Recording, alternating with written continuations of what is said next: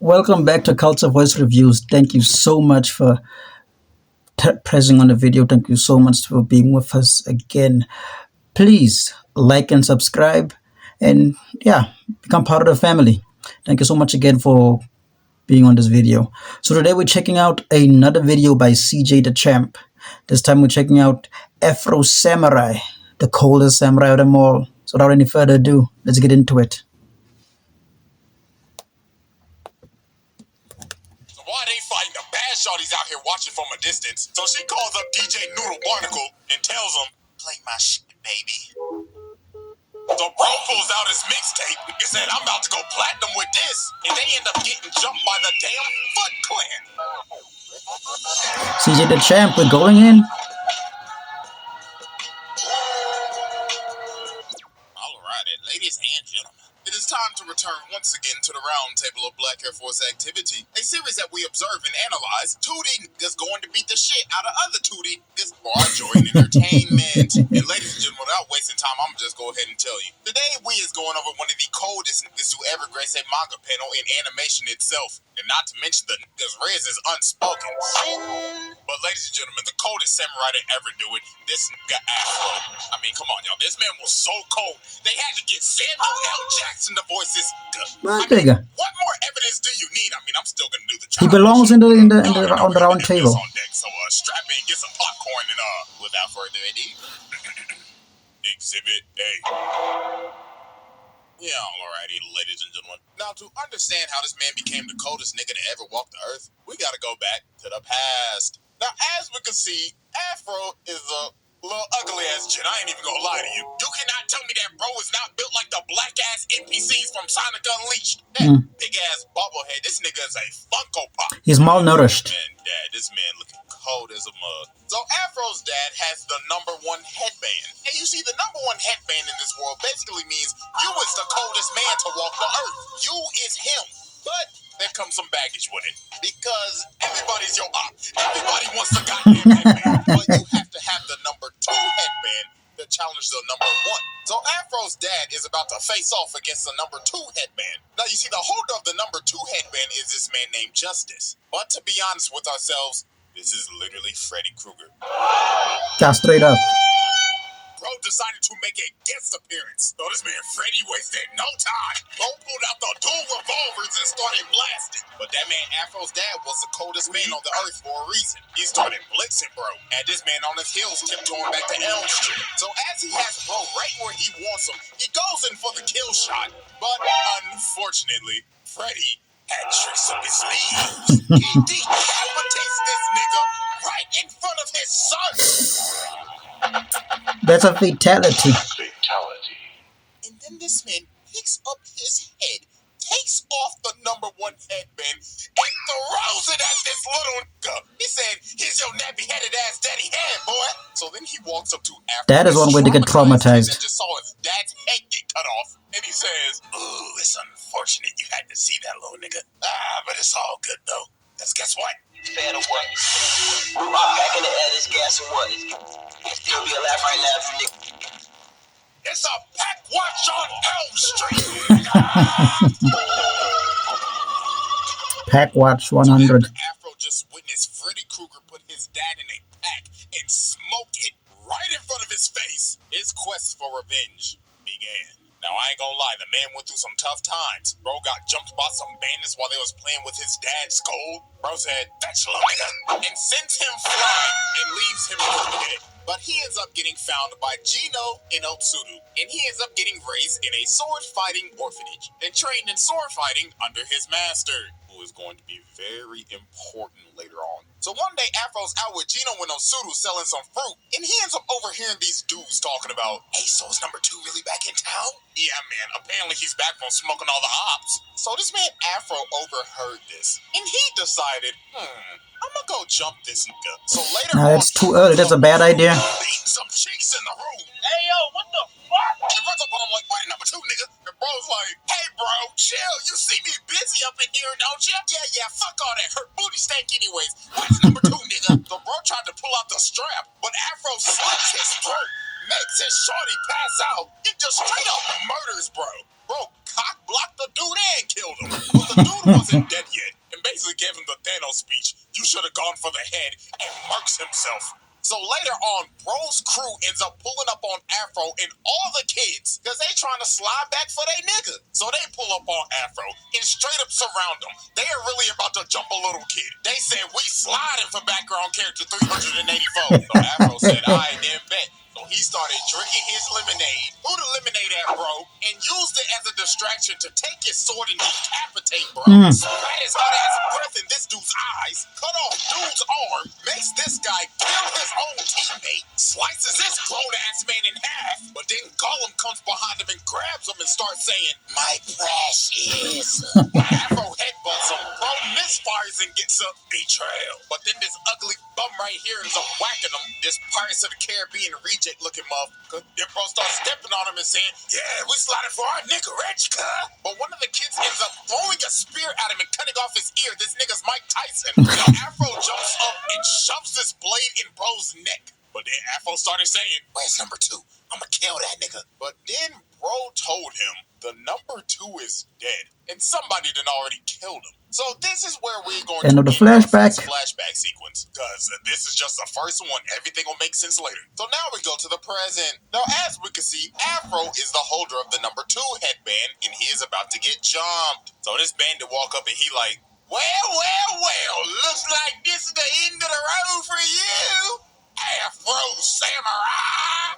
Now, me and my boys about to yank that headband off of that nappy-ass head of yours.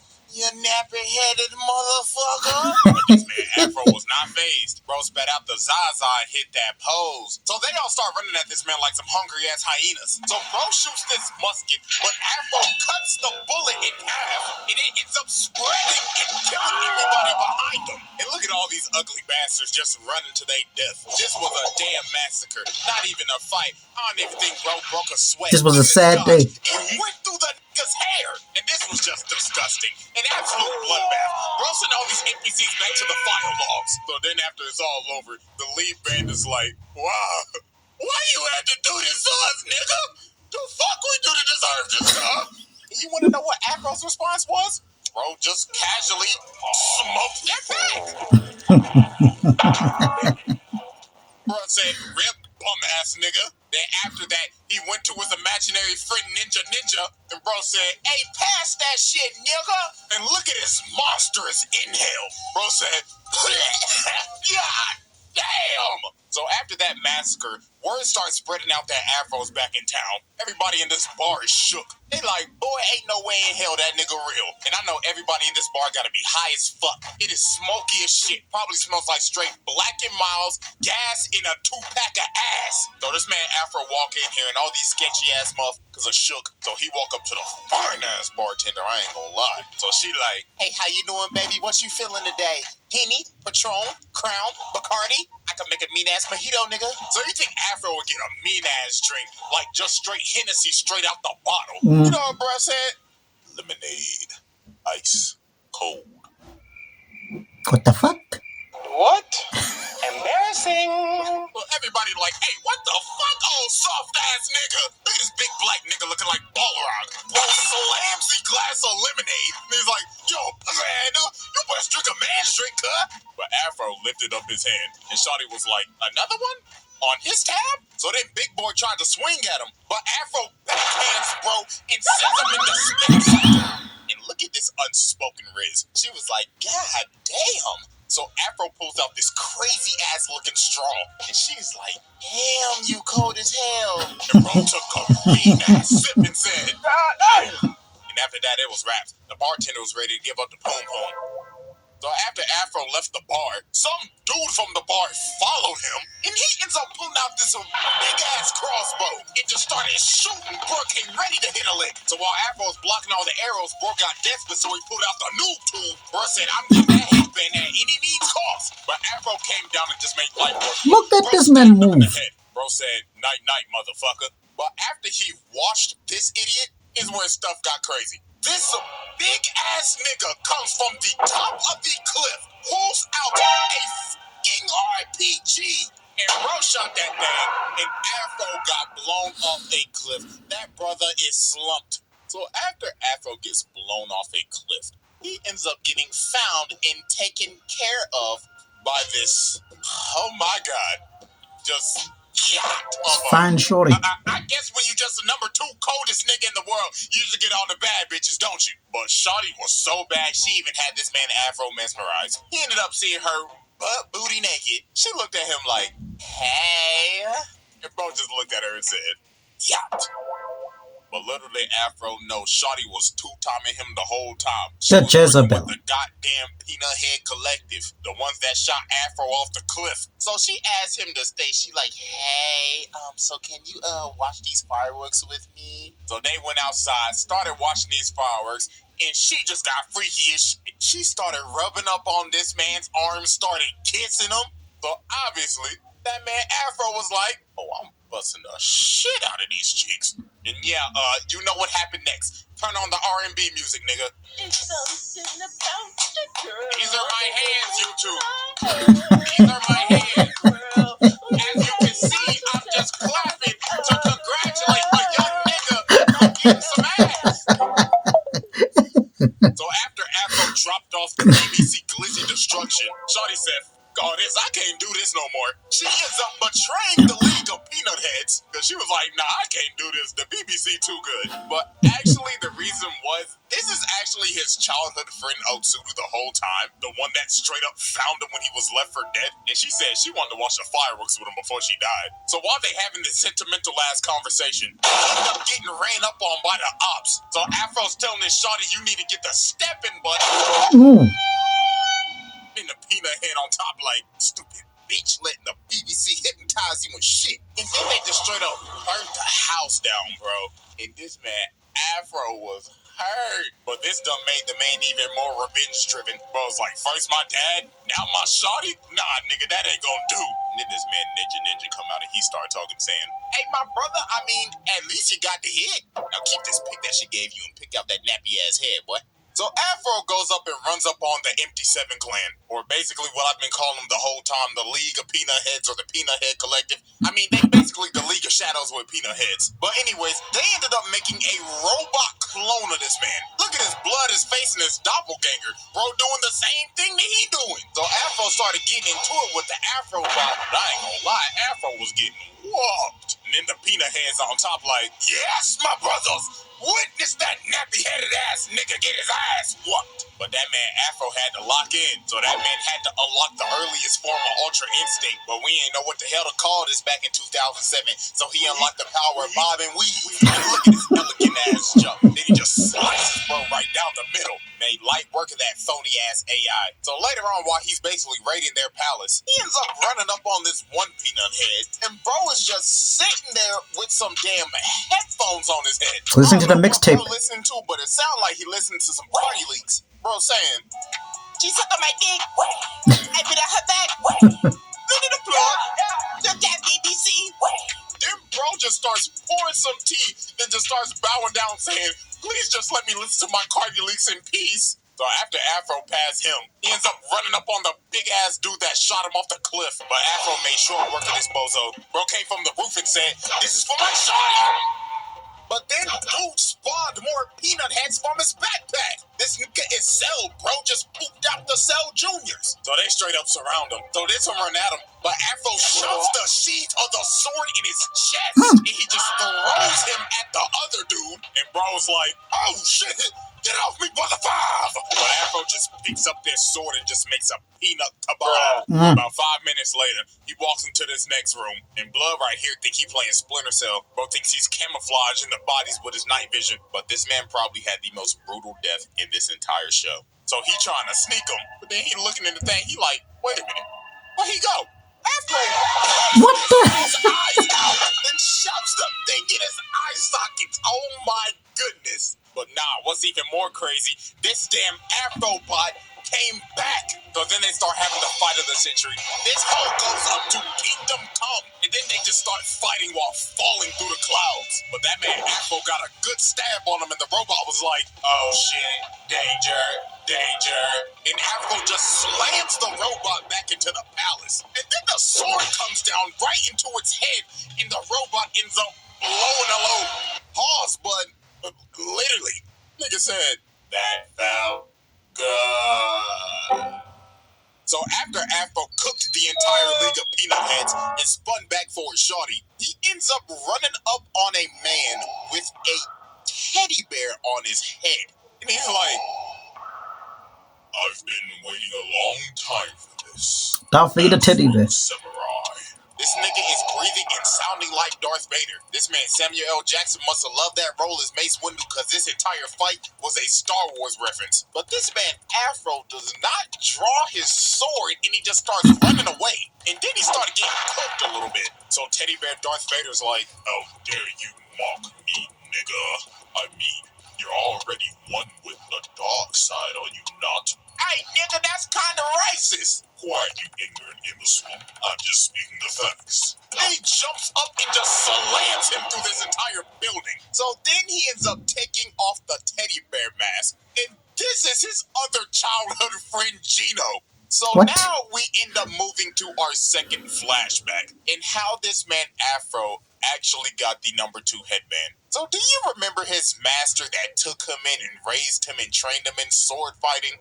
Yeah, Brody had the number 2 headband the whole time. But this man Afro said, I do not care if you are my master. I need that musty-ass headband, nigga. And he's like, do you dare fight me, boy? I raised you.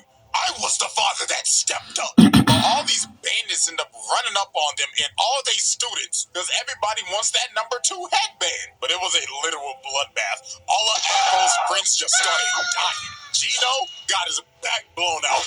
And then after this, his master turns around and he's like, Afro, do you want this fade? And of course Afro was like, yeah. So Afro just straight up offed his master. Bro said, you are not my dad. But my man Gino got up and he was like, Afro, what have you done? You're my brother, Afro. I mean, even though you're already on the dark side, you were supposed to destroy the Sith, not join them. My bad, cuz. And that man Gino fell off a cliff. And after that day, Ninja was born to help Afro cope, and Gino was found by the League of Peanut Heads and turned in to Darth Teddy Bear. So after Afro sheds Ninja from his conscience because bro was like, I gotta tap in, Afro finally got serious and they started really scrapping. But this man Afro said enough of this bullshit and hits this man with a critical hit. That man really hit him with the, even though you was my brother, you could still get cooked. Rest in piss, bozo. So finally, after all the long years and the rampage this man has gone on, Afro is now about to slide for his pops. This man Justice, aka Freddy Krueger, just sitting here looking malnourished as fuck, looking like a dried sponge, starts saying, about damn time, little nigga. In all honesty, I was getting bored. But it looks like your black ass has finally came to spin for your pappy. So Freddy jump up and shoot him and told him, get ready to join your daddy, nigga. So this man just started blasting, bro. This nigga has a infinite mag. He hasn't reloaded once. But that man Afro got in close and cut off his arms. But this man Freddy said, you've fallen into my trap, dumbass. And it is finally revealed how this man killed Afro's dad. Bro has a third arm in his back. But Afro counters it and slits bro's throat, and that nigga's head is hanging on for dear life. But obviously, it's not that easy to kill Freddy. Bro reattaches his head and earthbends this nigga to heaven. So bro thinks he stabbed him through the head, but bro's aim is garbage. He stabbed him through the afro. So Afro comes down and shish kebabs this nigga.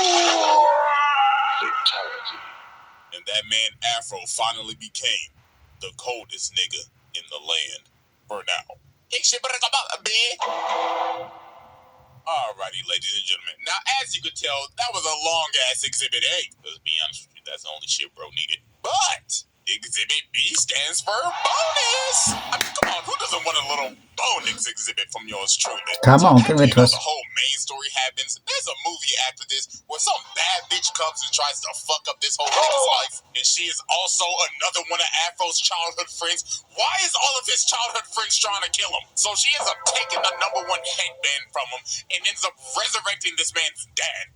But what we are going to be focusing on is actually none of that. There is a certain fight in this movie that will deadass make you question your morals. And you will realize, even though this man Afro is the protagonist, this man is no damn hero. So since Afro lost the #1 headband, Afro had to go and search for the #2 again. So later on, while he's on his journey, he runs into some motherfucker looking like he just got off the set of Pocahontas kidnapping some kid. But obviously, bro started shitting bricks when he realized, oh shit, nigga, that's Afro. So bro tried to shoot him with his shorty, but that man got cooked in like 0.5 seconds. Blood got his face sliced off. So then this man's dad comes, and he's like, hey bro, I appreciate you saving my kid and everything, dude. Judging by your appearance, are you here for Rolling Loud, bro? What? You got to be. Come on, bro. Let's go get some drinks before the concert. And this man was not lying. While Afro was getting drinks with this man, these motherfuckers is dead ass having a music festival. Look at the dude right here, bro. Like, yo, what the fuck going on? Is your boy DJ Noodle Particle in this motherfucker? Make some motherfucking noise! I want all your bitches and niggas to get the fucking jumping.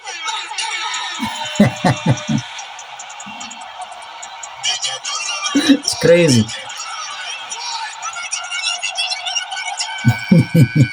So while everybody's outside right now enjoying Rolling Loud with DJ Noodle Barnacle, Afro's in here with the mystery man. So bro's like, cheers, bro. Watch me shotgun this shit. So while they continue to talk, the man says, you know, dude, he's not even my real kid, man. You see, his father died to a nigga with an afro. This is a #2 headband holder, Shichiguro. But see, here's the thing. Bro actually has good intentions, because he wants to hide the #2 headband to stop the bloodshed. But this man, Afro, did not care at all. Bro will stop at nothing to get that musty-ass headband. So they go outside, and they're about to duel. So Shichiguro's like, you know, bro, I really thought we could have been good friends, bro. But your vengeance blinds you, bro. Not cool. So they start to scrap, and it looks like these dudes are just dead even. So Afro tries to land a strike, but bro stops it with chains on his forearm, and he just got this big ass chain hanging. Bro got all this ice. This nigga Karapika. All bro missing is a shovel. So he just started whipping Afro, had Afro on his heels. So Afro said, to hell with this. Let's have a change of scenery. So they run out to the festival and start fighting in front of everybody. They even started fighting in the damn floor. So while they fighting, the bad shorty's out here watching from a distance. So she calls up DJ Noodle Barnacle and tells him, play my shit, baby. So bro pulls out his mixtape. Nigga said, I'm about to go platinum with this. And they end up getting jumped by the damn Foot Clan. I guess this man Shredder said, y'all best get ready for my trial. So this man Afro had to deal with these middle of the boss fight NPCs. So after these two literally murder the entire Foot Clan, Chichiguro's like, let's go ahead and finish this off, brah. Mano a mano, bro. So they started scrapping again, and they are still dead even. But this man Afro pulled out one of the dirtiest tricks I have ever seen. DJ Noodle Barnacle drops from the float. Afro grabs him and pushes him to Shichiguro, uses him as a body shield, and stabs Shichiguro through the DJ. Bro, ain't no way this nigga just used DJ Noodle Barnacle as a body shield. And that man ended up killing Shichiguro and taking that #2 headband back right in front of his son. This man Afro has basically killed both of this little kid's father figures. And before he left, he had to say a prayer for that pack. God is good. God is great. Let us thank him for this pack. Amen. And leaves this little ugly ass boy with this terrible ass haircut to grieve over his dead father. And after the fight, you want to know what Afro did? Smoke the pack. But no. It actually gets crazier from here. So after this man basically killed his Frankenstein-ass father and got the #1 headband back, the little boy ended up following him. And Afro mean mugs little bro and hands him the #2 headband and tells him, come get it back in blood. It did this kid the exact same way Justice did him All those years ago. Full And the circle. cycle of revenge continues. No, bro. This nigga's a demon. Well, that's a dark way to end off a video. Well, at least it can't possibly get worse than this. A little longer than a few minutes later. Manga at the end, Kotaro face off with Apple hit. Oh, I'm a fucking puke. I'm fucking sick.